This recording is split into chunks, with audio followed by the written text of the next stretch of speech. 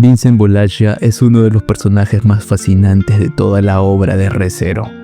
Mientras algunos personajes tienen capítulos especiales con su propio nombre, Vincent Bollaccia no tiene uno así, pero a cambio tiene algo mejor. Cuenta con un arco de casi 200 episodios que lleva su propio nombre. Posee una aura tan pero tan fuerte que el mismo protagonista de la obra, Natsuki Subaru, dice que cuando lo ve, tiene que luchar contra el impulso de querer arrodillarse y postrarse ante él. Es un hombre que no solo usa a otras personas en sus planes, sino que también usa entidades no humanas para sus objetivos. Pero lo más interesante de su persona es que, a pesar de ser el epítome y el representante máximo de lo que debe ser el ideal de su país, un país donde el más fuerte pisotea a los débiles, aún así, él no parece estar conforme con la forma en cómo se desempeñan las cosas. Así que haría de su deber el cambiar el funcionamiento del mundo que le rodea. Lo cual, si bien no sería una tarea fácil, tampoco sería algo imposible. Sin embargo, pronto descubriría que si bien podrá cambiar el país, él no podrá estar con vida para cuando llegue el momento del cambio. Y eso porque moriría antes de esto. Lejos de desesperarse, solo acepta que las cosas serán así y dejan todo en orden, no solo para que la nación pueda seguir operando tras su muerte, sino que también para que su sueño se vuelva realidad. En este video no haré un análisis de Vincent Bollaccia, ya que si bien me he leído todas las novelas sobre él, no considero tener el suficiente marco teórico para dar una interpretación exacta sobre los pensamientos y actitudes del emperador. Solo imagina que todo esto es una vaga interpretación personal que tengo sobre él. Antes de empezar, como siempre, un agradecimiento a los miembros de esta tier, pero un agradecimiento más especial a los nuevos, a Zeni, a Pagoe, a Tiago Agüero, a Kine Price y especialmente a Gaersh, quien ha estado muy colaborativo en el stream últimamente. Él ya sabe a qué me refiero. Mi plan inicial era saludar a todos de esta lista en cada video, pero recientemente son tantos que ya solo puedo saludar a los recién ingresados, o me tomaría bastante tiempo. Pero empecemos con esto. Bienvenidos a el personaje más interesante de todo Re:Zero. Vincent Bollaccia no siempre fue llamado así. De hecho, su nombre original era Vincent Abelux, heredero y uno de los 67 hijos de Vincent Bollaccia, el emperador previo a él. A pesar de ser hijo de una figura tan importante, esto traía más desventajas que ventajas. Los intentos de asesinato y conspiraciones por matar a uno de los hijos del actual emperador estaban a la orden del día, y ni siquiera pararon cuando Vincent ascendió al trono. Si te preguntas cómo es que su padre, el anterior emperador, permitía todo esto, es simple. El imperio es un lugar que se rige por los fuertes. Si tú no puedes evitar que otros vengan y saqueen tus tierras, entonces simplemente te mereces aquel trato. Lo triste es que no eran solo los enemigos de su familia los que iban tras él, sino que también lo hacían sus propios familiares, ya que a más de uno le interesaba vender sus intereses al mejor postor, o también estaban interesados en la muerte del heredero actual, para poder imponer su agenda en la casa del heredero de turno. ¿Recuerdan que Vincent tenía 66 hermanos? Pues en el futuro los 67 hijos pelearían por el trono, y si pueden eliminar un futuro rival antes de la competencia, mejor. Después de todo, uno nunca sabe qué tan peligroso puede volverse la otra parte a futuro. Vincent crecería en este cruel entorno, y si bien logró mantenerse con vida durante los primeros 10 años de su infancia, esto no fue una tarea fácil. Se sabe que constantemente tuvo que usar a dobles de cuerpo, es decir, contrataba a niños que se veían como él, para que puedan suplantarlo y aumentar de esta forma sus posibilidades de supervivencia. Y cuando esto no bastaba, era normal para él vestirse de niña, a fin de poder pasar desapercibido.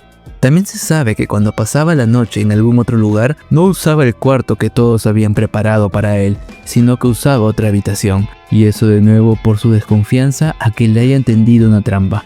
Pero si creías que esto ya raya en lo psicótico, aún escuchas lo más increíble.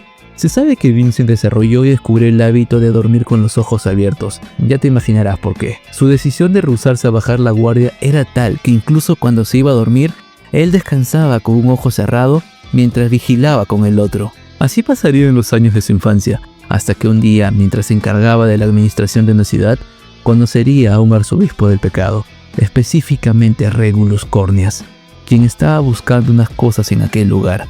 Fue Vincent quien al instante toma el mando de la situación y busca desesperadamente reducir las bajas del lugar. Este acto sería observado por Kurgan, el hombre multibrazos de quien vimos su cadáver pelear contra Garfield en la tercera temporada. Inspirado por el acto de este niño, él decidiría una vez más volver a luchar y conseguir el tiempo necesario para que Vincent y sus hombres puedan retirarse y recuperar la ciudad luego. Esto es un poco irónico, porque Kurgan dijo que hizo esto porque la mirada de Vincent le hizo recordar a la mirada que tenía su hijo adoptivo Stride, el arzobispo del orgullo.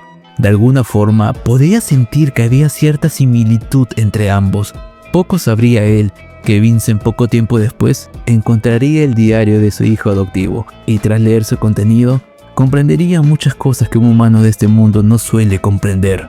No se sabe si es que fue este diario el que forjó el carácter del hombre que todos conocemos ahora, o si en realidad solo afinó la fría y directa perspectiva que ya tenía, pero definitivamente ocupó un hito importante en su vida, y eso porque tiempo después de estos sucesos, se revelaría de que Vincent Avelux hizo una purga en su familia, y también se aseguró de eliminar a toda la familia de las personas que conspiraron en su contra. Este acto hizo que a su corta edad de 13 años tome la posición de jefe de la familia Avelux, y un día que paseaba por sus territorios, conocería a Cheshire, la persona quien eventualmente se volvería su mano derecha. Al instante, ambos hombres se dieron cuenta de lo útil que es el otro, y empezarían a congeniar. Sería Chicha quien empezaría a ayudar a Vincent como estratega en su carrera por la ascensión al trono.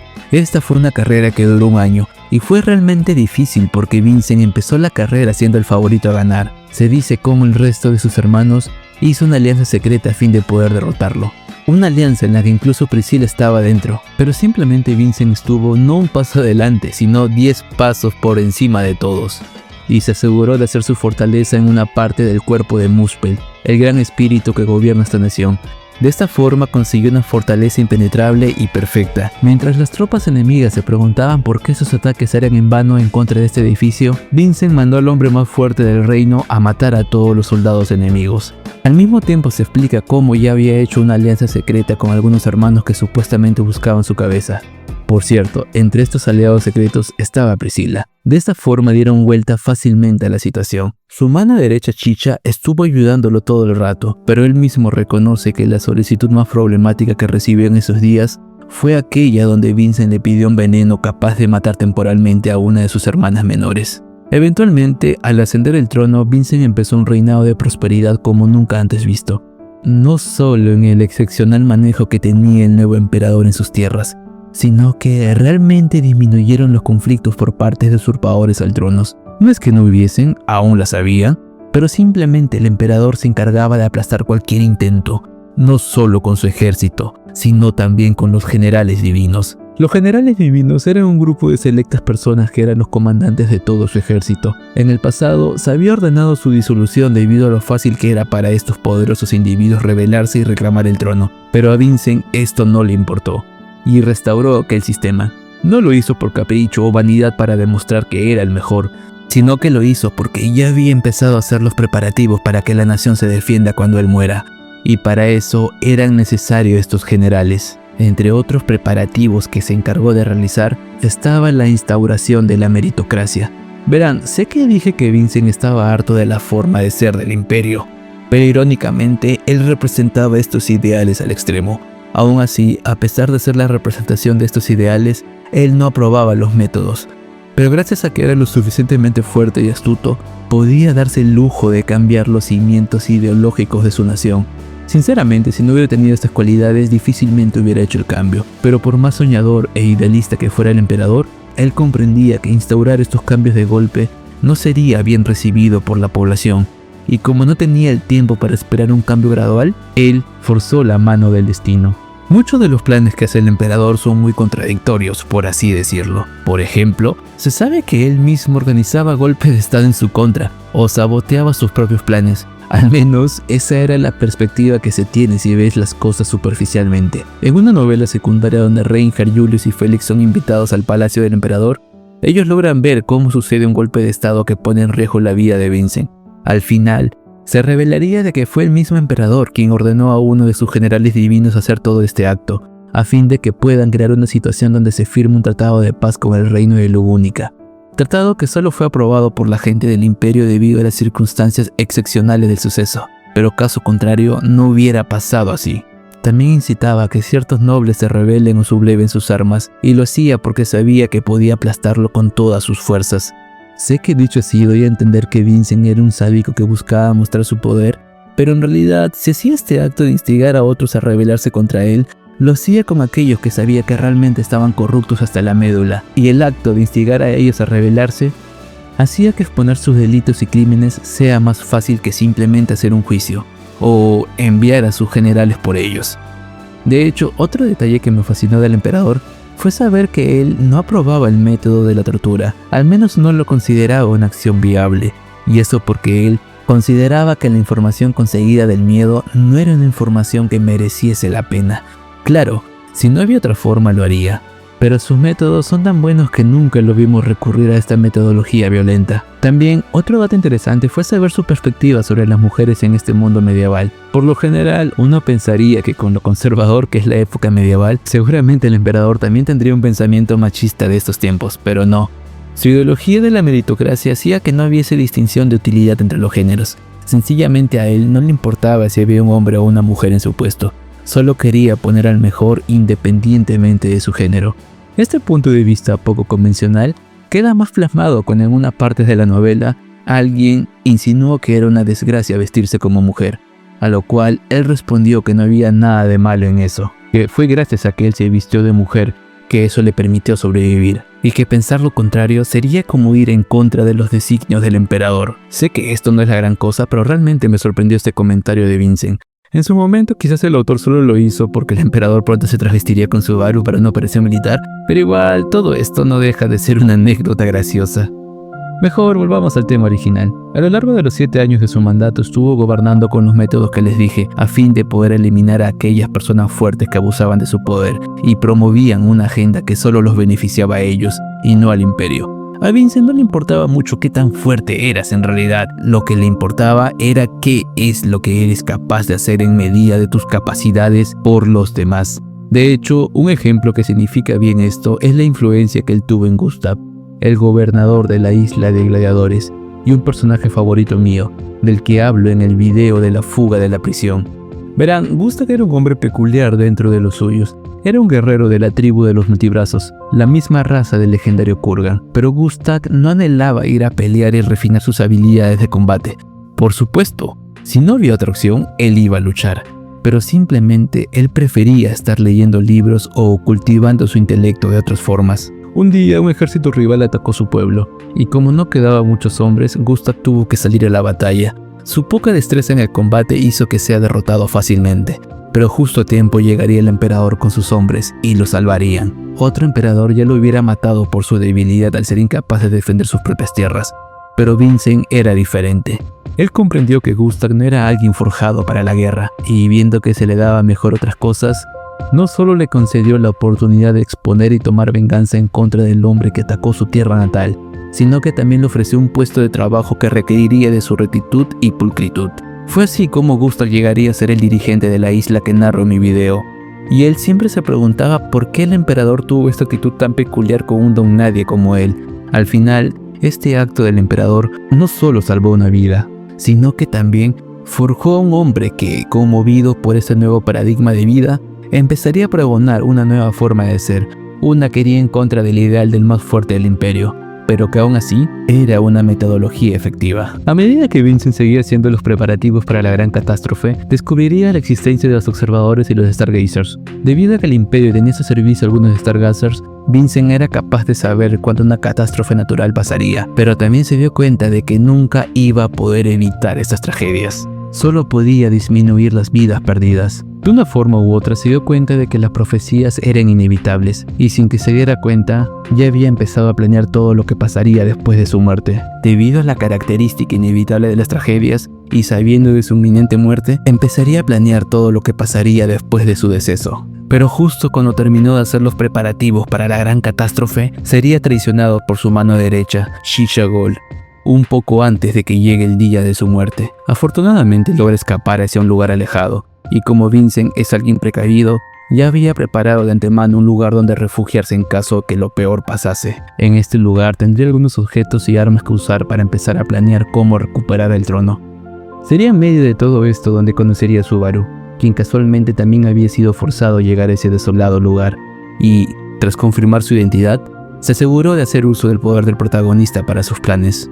Hasta este momento sería un breve resumen sobre la historia de Vincent hasta los inicios del arco de Abolaya. Si bien me gustaría cubrir a detalle lo que se hizo durante esta guerra, siento que no será posible por lo extenso del arco.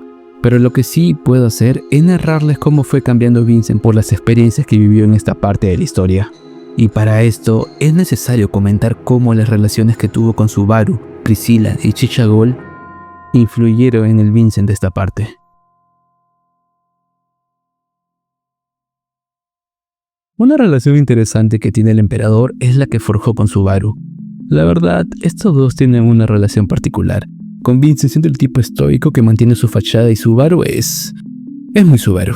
Aún así, esta discrepancia en sus actitudes no hace que aborrezcan al otro, al menos no al final, sino que logran entender que a pesar de lo cruel o raro que son las acciones del otro, entienden que a veces sus métodos también funcionan. De hecho, más adelante, cuando Vincent habla con unos hermanos de esta parte de la obra, se da cuenta que su enfoque usual, el enfoque del emperador, no servirá, y piensa que sería mejor actuar de forma distinta. Actúa de una forma donde deja un poco de lado su estoicismo y se esfuerza en comprender a otros, tal y como haría Subaru. Diría yo que el disgusto de Vincent por Subaru viene producto de la forma poco racional que tiene el protagonista para actuar en momentos críticos.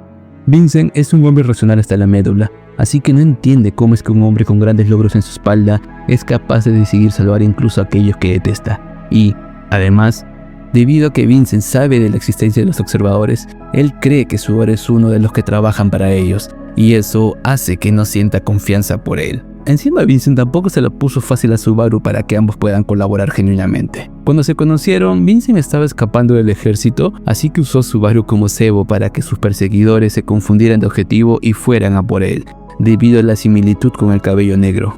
Luego, cuando pasó todo esto, engañó a Subaru para que se vuelva enemigo del ejército de Chicha, y así este ya no pueda huir del país sin pelear a su lado. Pero acá viene lo interesante. Por lo general, Vincent no es tan bastardo como lo fue con Subaru, sino que por esta ocasión fue más hijo de fruta del usual. Pero, ¿por qué? Esto es porque, como dije en otros videos, Vincent sabe de la capacidad de Subaru para rehacer las cosas, por lo que se aseguró de que Subaru lo odie en todo momento, e hizo eso porque esperaba que cuando llegue el momento definitivo de su muerte, esperaba que Subaru no lo salve. Lo cual es una decisión lógica, pero lo lógico no se aplica con Subaru, y cuando llegó el momento de la muerte de Vincent, Subaru no permitió que muriese, y decidió salvarlo. Vincent sentía un torrente de emociones cuando fue salvado por el protagonista, y eso porque se supone que todo su plan funcionaba alrededor de que él muriese. Pero ahora genuinamente no sabía qué hacer, y Subaru tampoco sabía qué decirle. La escena donde los protagonistas dejan de lado su fachada y discuten todo esto que les digo, es uno de los mejores episodios que hay en toda la novela en general, ya que en estos episodios no solo vemos por primera vez cuáles eran los sentimientos que albergaba el emperador con respecto a Subaru, sino también los sentimientos que tenía con respecto a su inevitable muerte, y las emociones que tenía por el hombre que aparentemente lo traicionó, Chichagol. Pero ya llegaremos a eso. Un detalle que siento que mejora mucho más este momento es el siguiente. Verán, llega un punto en la historia donde Subaru se da cuenta que en todo el viaje que hizo con el emperador, él nunca vio a Vincent dormir, e incluso tampoco lo vio pestañear. Vincent decía que no hacía eso porque cerrar los ojos es crear una apertura para que alguien tome tu vida. Incluso cuando Subaru ya había logrado grandes victorias para él, aún así Vincent seguía rhusándose a cerrar los ojos y dormir enfrente de sus aliados. Pero cuando Subaru y Vincent se sientan a hablar tras la muerte de Chicha, vemos al emperador a punto de romperse por el traidor. Estaba tan frágil que todo el mundo esperaba que por primera vez cerrase ambos ojos, pero hizo algo más extremo producto de su desesperación. Por primera vez se puso a llorar, y no solo cerró sus ojos, sino cruzó ambas manos para tapar completamente con sus lágrimas su visión del mundo, mientras le mostraba esta vulnerabilidad a la persona que supuestamente despreciaba. Pero, ¿por qué lloraba Vincent por el traidor Chichagol? ¿No se supone que Chicha lo traicionó en el peor momento posible? Eso es otra pregunta interesante. Chichagol no siempre se llamó así. De hecho, su nombre original era Sheshatrin, pero cuando empezó a servir a Vincent, le pidió que le cambiase el nombre. Así la gente no iba a poder rastrear sus orígenes y atacar a su familia, lo cual creo yo es algo irónico. Si bien Shesha es solo un campesino random, eso no quita que fue expulsado de su familia por unos problemas con su persona, mientras que Vincent tuvo que matar a toda su familia a cambio de poder mantener su persona.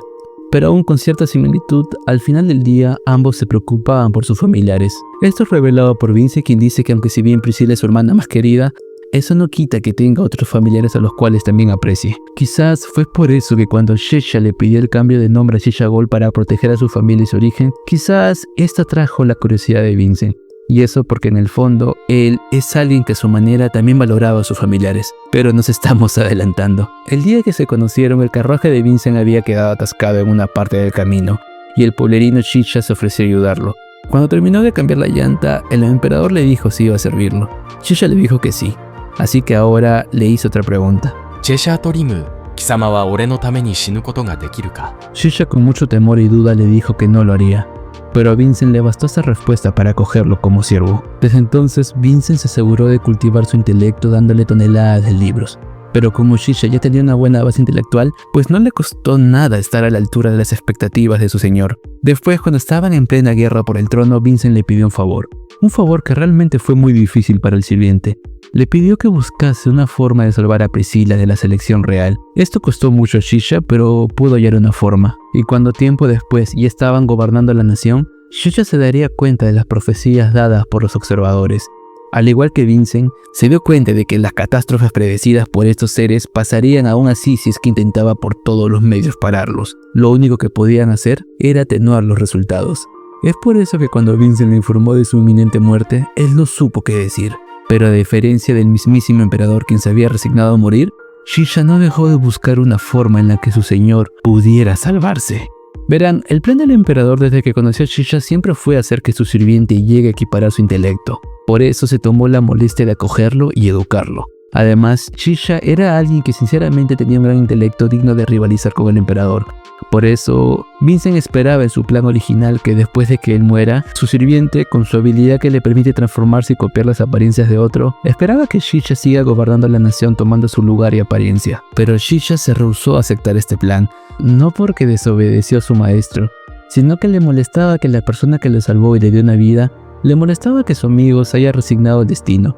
Y como sabía que no iba a lograr convencerlo de intentar otro enfoque, decide hacer un plan dentro del plan del emperador. Después de hablar con uno de los sirvientes de los observadores, descubre que si bien la profecía de la muerte de Vincent es inevitable, también descubre que la profecía no había especificado si es que el que debía morir era Vincent o podía ser Shisha con su habilidad transformada en su señor. Es por eso que faltando poco para que la profecía se cumpla, Shisha da un golpe de estado. De esta forma todo se conectaría con la historia de Vincent que les conté al inicio. Y cuando semanas después Vincent regresa al trono producto de todas las estrategias que hizo Subaru para él, ambos tendrían una última charla. Claramente Vincent se encontraba decepcionado y amargo por la aparente traición de su aliado, pero supo contener sus emociones. Aún así, cuando confrontó a su antiguo aliado y le preguntó si producto de esta rebelión ya había conseguido lo que buscaba, el aparente traidor solo le dijo que aún no conseguía lo que más deseaba. Y fue esta respuesta inesperada la que hizo que por primera vez en la historia, el emperador cerrase ambos ojos momentáneamente. ¿Qué podía desear Shisha que no consiguió aún con todo el poder del gobernador? Shisha, con su apariencia copiada, añadió que el único error de Vincent fue no haber tenido una visión aérea del tablero, y que su señor, por más inteligente que fuera, no era un guerrero. Acto seguido, a corta distancia, y golpea al emperador, quien se había sacado la máscara que ocultaba su identidad. Y cuando justo pareciese que el traidor iba a terminar con su vida, en realidad Shisha solo le pone la máscara una vez más. Lo hizo mientras le daba una extraña sonrisa. Al mismo tiempo, la gran catástrofe inició. Y de pronto, una luz aparece y mata al Vincent Bolasha que estaba en la sala. Mata a aquel que no tenía la máscara puesta. La máscara que ocultaba su identidad. La gran catástrofe ya había empezado, tal y como se predijo. Pero ahora, al menos, Shisha Gold había conseguido el resultado que ni siquiera su señor hubiera esperado. Logró que el Vincent Bolasha que muriese no era el Vincent Bolasha que estaba destinado a morir. Recuerdo que cuando leí esto en la novela, automáticamente puse a Shisha Gold como uno de mis personajes favoritos. Y eso porque el episodio donde pasa esto es el episodio nombrado de Shisha, y es uno de los capítulos más largos de la novela. Pero aún así disfruté cada jodida palabra, porque realmente es un episodio que te explica cómo fue evolucionando la relación entre este siervo y su señor. Pero lo más interesante no termina acá. Vincent estaba en shock. El hombre que pensó que le había traicionado en realidad fue el que le fue más leal, a tal punto de haberle dado su vida, aun cuando éste había dicho que no lo haría cuando se conocieron. Es por eso que fue un gran acierto que la escena que tuvo el emperador con Subaru pasase justo poco después de la muerte de Chicha, porque vemos a un Vincent procesar los sentimientos que nunca pudo procesar, y lo hizo enfrente de la otra persona que estuvo acompañándole en este viaje, Subaru. En plena calorada discusión, le recrimina cómo es que a pesar de tener su poder, cómo es que a pesar de eso no salvó a Chicha, y en medio de todo su llanto, no solo cierra los ojos, sino que tapa completamente su visión del mundo. Es en ese momento de desesperanza donde se dio cuenta de que había pasado toda su vida preparándose para afrontar su propia muerte, pero nunca se había preparado para afrontar la muerte de alguien querido para él. Lo más interesante es que la relación de Chicha y Vincent no termina acá, sino que aún tendrían un último contacto, aunque ya sería un contacto unilateral. Verán, ¿recuerdan que les dije que Vincent llegó a reconocer que quizás por el momento el enfoque de Subaru puede ser igual de efectivo para lidiar con otros asuntos?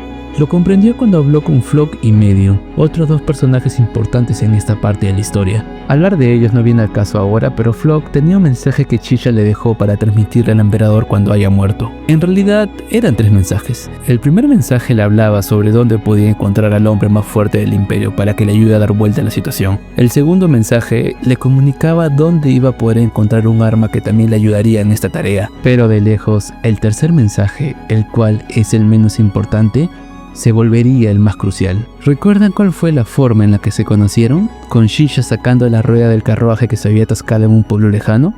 Bueno, el tercer y último mensaje de Chicha Gold decía lo siguiente. 閣下、東方の車輪を抜くお撤退、ここまでにございますな。 Sin embargo, las pérdidas de Vincent no terminarían acá. Todo esto que les cuento pasa a mitad del arco del imperio, pero aún falta la otra mitad de la historia, y todavía quedaba una muerte más con la cual tendría que lidiar. Sé que sí será extraño para un anime viewer llegar a enterarse de que Priscilla tiene un hermano, pero pienso que el background que había de ella como que ya daba a sospechar eso, principalmente con el hecho de que ella no era del país de Lugúnica, sino de Volashia.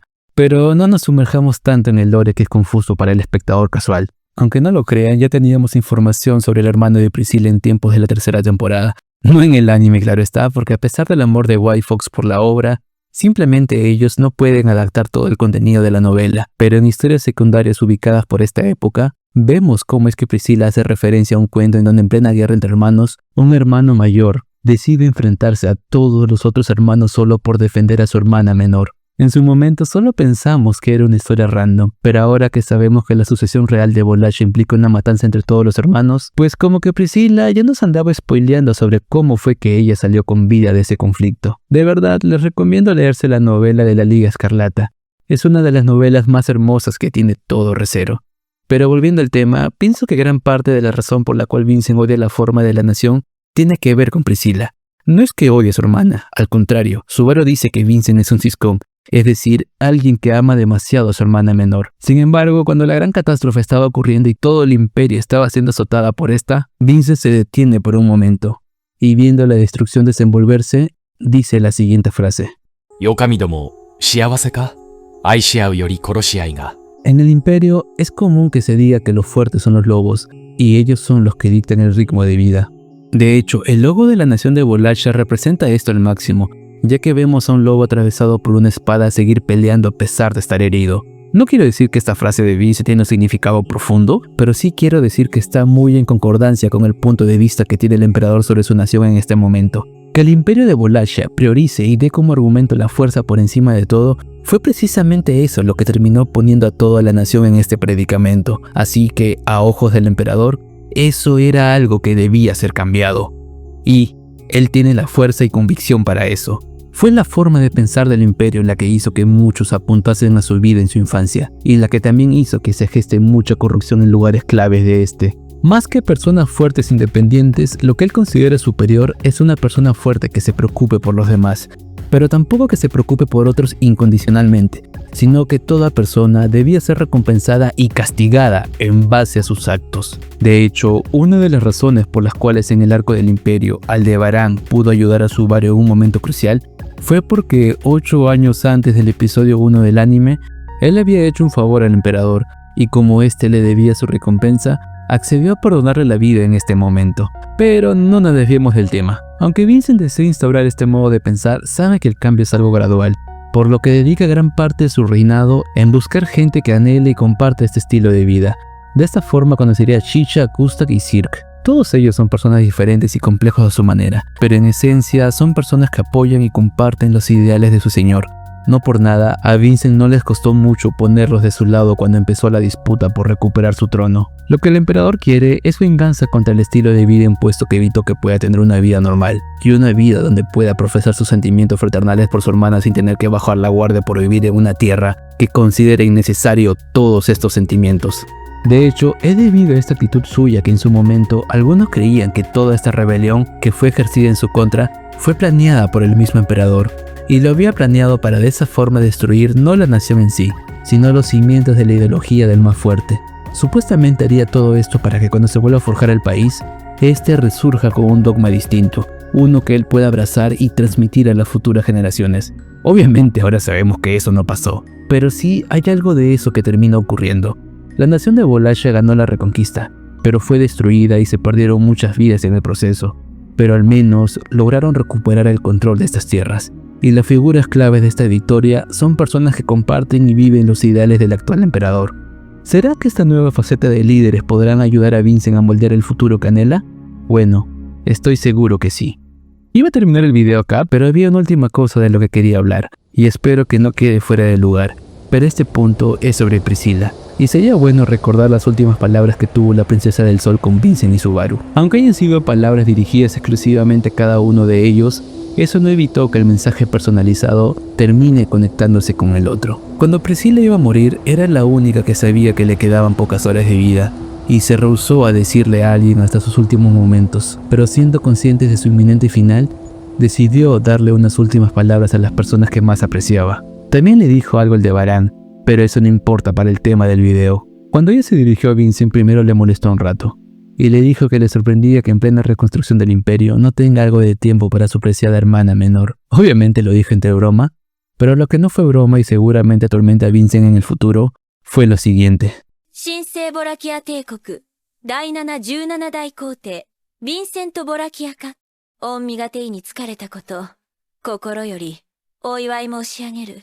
El hecho de que Priscilla felicita a Vincent por su ascensión al trono a pesar de que era un evento que ya terminó hace casi una década no es casualidad. Si bien el evento había iniciado hace muchos años, en realidad este evento de matanza entre hermanos técnicamente nunca terminó.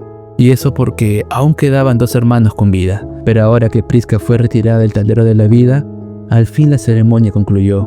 Y con ello, ahora Vincent accedió a un poder sin igual, mientras se corona oficialmente como el legítimo sucesor al trono. Simplemente pareciese que el destino se burlase de él, ya que él fue un hombre que muy probablemente estuvo dispuesto a sacrificarse por sus seres queridos, pero ahora el destino hace que sean sus seres queridos los que se sacrifiquen por él. Y todo esto mientras no deja de brindarle más fuerza para que cumpla sus metas. Metas que inició por los seres que ya no están con él. Personalmente manejo el headcanon de que en realidad Vincent ya sabía de que su hermana iba a morir, y eso por una pista que deja la obra antes. Es porque esta era su última charla con ella, que en ese momento se confiesa con Prisca, y se abre de forma inusual, diciéndole que ella es la única persona del mundo con la cual puede prescindir del sentimiento de la desconfianza. Lamentablemente el emperador volvería a tocar el tema de la muerte de su hermana cuando Subaru tontamente hurga en la herida de su pérdida.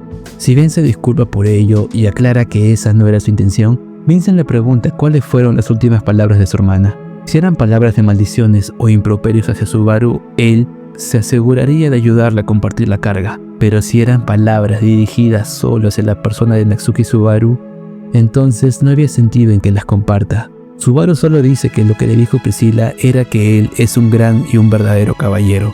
Entonces Vincent le dice que esas palabras eran lo que genuinamente su hermana pensaba de él, y debe seguir viviendo acorde a eso. Subaru se puso a llorar tras escuchar esto, y mientras bajaba la mirada, Betty es la única que se da cuenta de que por primera vez el emperador ha dibujado una sonrisa complacida en su rostro. Entendió que esta era una faceta que el emperador no mostraría a nadie más. Actualmente Vincent está a cargo de la reconstrucción de su nación, y según palabras del autor, hará un regreso eventualmente, como ayuda para sucesos importantes. ¿Cuál será el suceso que requerirá el regreso del emperador? Probablemente sea una de las 4 grandes catástrofes que azotarán el mundo de Re:Zero, el cual es un video que hice. y si te interesa puedes verlo en pantalla.